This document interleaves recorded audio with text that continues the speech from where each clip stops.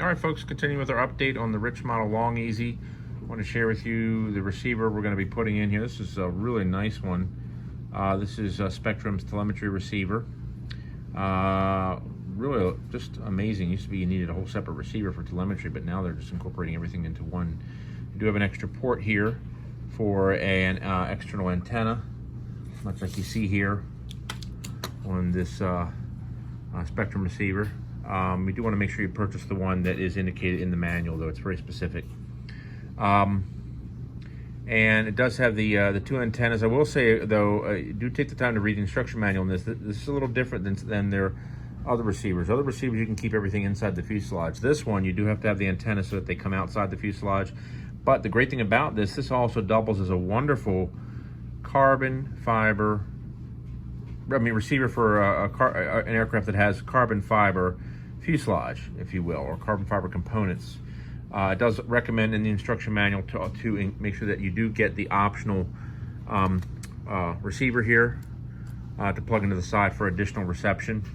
And for any aircraft, be it carbon or wood, it does recommend that the antennas do come outside the fuselage, but they're very short, so that's not difficult to do. All right, more to come. Oh, one more thing, I'm so sorry. We do have the bind plug. The bar graph here, that's actually the bind plug itself, so you do not need a bind button. Excuse me, that's a bind button, so you don't need a bind plug, which is really nice. All right, more to come. All right, folks, continuing with our update here on the elevators. Real quick, so the elevators come with a channel already pre-cut and the holes already pre-drilled. Now, this is very important. What I found, though, one elevator had a channel that was deeper than the other. And so you have to be really careful about that because the depth should be identical, because what would happen is that if you glued this push rod in place and one channel was deeper than the other, you're not going to be able to go ahead and properly, how can I say this? It won't sit evenly on the trailing edge here. You're going to have one that's going to stick out further than the other. So we've taken the time to go ahead and deepen one of the channels here to get it very close to what the other one is, and that should work out just fine. So we're going to go ahead, we're going to glue in one channel, and then we'll go ahead and we'll slide this through the sides of the fuselage, and then we'll glue in the other half of the elevator, then we'll put the CA hinges in place. So this will make more sense as we go along. All right, more to come. All right, folks, continuing with our update with regards to the installation of the horizontal stabilizer. There is very little instruction in the instruction manual how to install it, so this is really sort of a trial by error. Before you ever put the horizontal stabilizer in place, you've got to make sure to put in your rod here. Okay, that's got to be in there first, and then you'll be able to slide in the actual stabilizer. Now, what I did is I slid in the stabilizer. As you can see, I slid it in. I measured from one side to the other to make sure it's equal distance from side to side. Normally, I would take the time to go from wingtip to wingtip to measure it to make sure it was centered correctly, but there's very little I can do here to really shift the position at all. So I'm going to trust that the laser cutting has allowed it to be even and also level as well, from level from side to side. So probably a big risk, but whatever. Anyway, we marked off where the fuselage is. You can see this is the outer portion of the fuselage. It's the inner portion. We'll just take the covering off of that small area there on the top and the bottom, and then we'll slide it back in place and hit it with a little epoxy. All right, more to come. All right, folks, continuing with our update on the elevator, there is a problem. Notice the push rod in there, that silver piece. You'll see it. Notice how it is all the way down, but if you look at the actual portion that's going to go into the elevators, notice how it is level, meaning I can't move this, I can't move this any further down, because you'll see that the actual horn itself right there in the center is right up against the trailing edge of the horizontal stabilizer. So I've got to figure something out. I think I may have an idea. I think what we're probably going to wind up doing is what you see right up here on the Rutan variant. I I think we're going to wind up using that same configuration because I don't see any other option at this time, short of cutting a notch in the center of the horizontal stabilizer, which I don't want to do because that'll weaken it. So more to come. All right, folks, continuing with our update here. Well, I know initially I had mentioned I was going to be putting the servos on the side of the fuselage for the elevators, but I was going through I realized that it'd be better just to cut a small slot here. So I go through to cut the slot, and it turns out there was already a slot pre-cut. It was just covered up by the covering, so yay for that. So the slot is there. If you get this airplane, be advised that right in the very center of the horizontal stabilizer is a pre-cut opening, just covered up by the actual covering. You can see also cleared away some of the covering here on the sides and on the top. On the bottom and on the top, where it comes in contact with the fuselage. And you don't need to clear out this whole section because this is the only small portion. This small portion here, and of course on the bottom, are the only portions that come in contact with the actual fuselage that just need gluing.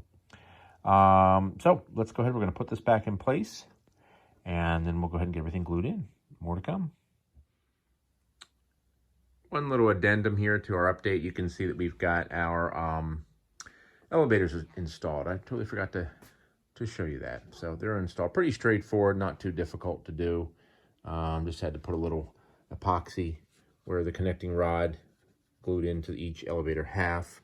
One thing I did just notice is that this one is sitting a little higher than this one.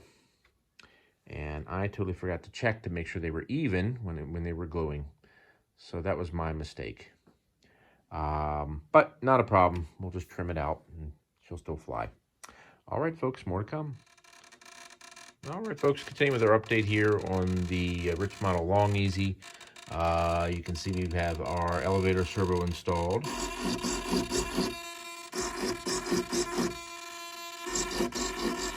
And we also have our steering servo installed as well. Now, a couple things. The rod here for the steering servo is a stock rod. It needed a very long rod. A 440 rod would have worked better. This rod's about 2.5 millimeters. It bends and flexes a little bit. You can kind of see it right in there if you look carefully at the rod on the right. But once the plane is moving, it won't bend and flex nearly as much. I honestly don't mind it because on a hard landing, it'll actually kind of act as a shock absorber, if you will. And once the plane gets moving down the runway, the resistance becomes less. But anyway, that's pretty much it. So a couple tips. If I would recommend the push rod for the elevator down there, that's 440, and we're using Sullivan 440 golden clevises on there. So there's no flex. I would strongly recommend that when you go through, let me zoom in here a little bit. There we go. Okay, that's better. When you go to put the rod in there that connects the elevator halves, put your clevis on there and your push rod first before install. Once you slide it in, don't. How can I say this? Put the horizontal stabilizer in. Put the connecting rod in, then attach your clevis, then put the horizontal stabilizer in place.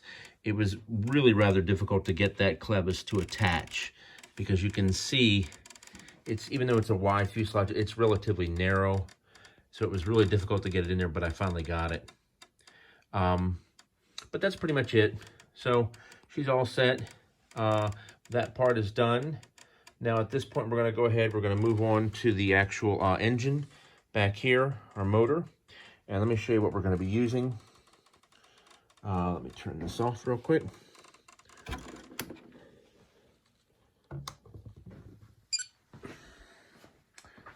This just arrived. And that is our wonderful Rimfire 170. This is one of the newer motors. They did a 160 for a while, but the 170 is one of their newer motors. As far as I know. I haven't seen anything on YouTube about it. It's the first time I've seen one in person. And then we're going with the brushless system by Electrify, the brushless motor mount. This motor mount is fantastic. I can't recommend it enough. It's the best motor mount ever for either an outrunner or a can style motor. It's adjustable in every way imaginable, and it's just perfect. Just absolutely perfect. Let me show you the 170 real quick.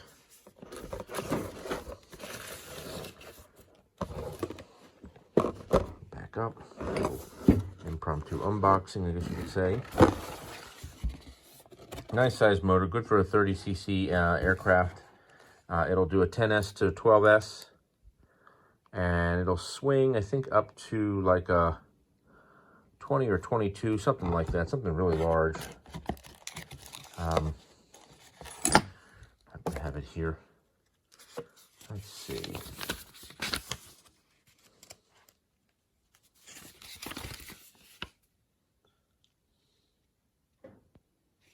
One second. Oh, I'm sorry. Here are the specs. Let me show you the specs about it. You're probably interested in that. Here are the specs. As you can see, the constant current is just 48 amps. The maximum surge is 77 amps. So it's not a lot at all. But it's a 1450 watt motor. And everybody's about the KVs, so there's 200 KVs.